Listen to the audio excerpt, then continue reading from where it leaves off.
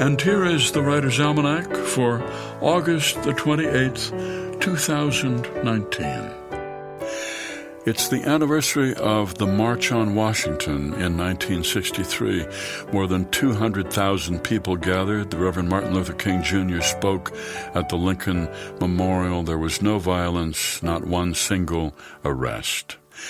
It was on this date 170 years ago, 1845, the first issue of Scientific American was published. Scientific American, the oldest continuously published magazine in the United States, founded by Rufus Porter, who came from a wealthy New England family. He was a painter and inventor. The first issue focused on improvements to the quality of passenger railway cars. It's the birthday of the father of German literature, Johann Wolfgang von Goethe, born in Frankfurt, 1749, who gave us the epic drama Faust. He moved to Italy when he was a young man, returned to Germany, fell in love with a woman who was 16 years younger, Christiane Vulpius. She was 23. And they moved in together, lived for 18 years together, unmarried and with children. When Napoleon, having invaded Germany, his soldiers, who were drunk, broke into their home in Weimar one evening. Goethe was terrified, but Christiane was yelling at the soldiers and fending them off hand to hand, trying to protect the man of the house. After a long skirmish, she pushed them out of the house, barricaded the kitchen so the soldiers couldn't steal any more of their food, and grateful to this brave, steadfast woman, Goethe went down to a church the very next day, and he married her. And in the very same year, 1806, Goethe published a preliminary version of Part 1 of his great work, Faust, the story of a brilliant scholar who makes a deal with the devil. An epic poem which has everything an epic poem should have: seduction, murder, sleeping potions, illegitimate love child, a stray dog who transforms into the devil, contract signed with blood, imprisonment, dungeons, heavenly voices, and so on and so forth.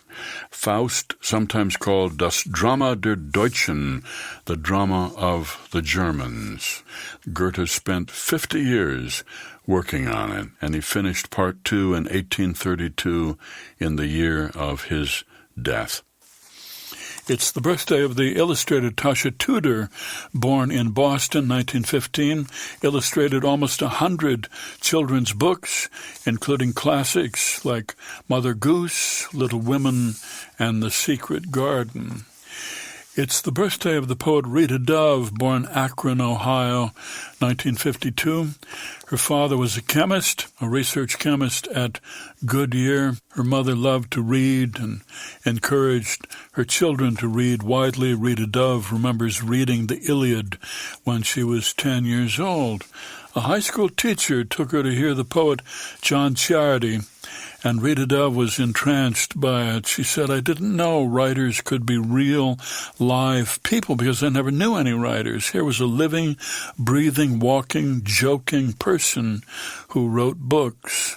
And then she read Sylvia Plath's poem, Daddy, and Dove said, "It was the first time I realized you didn't have to be polite."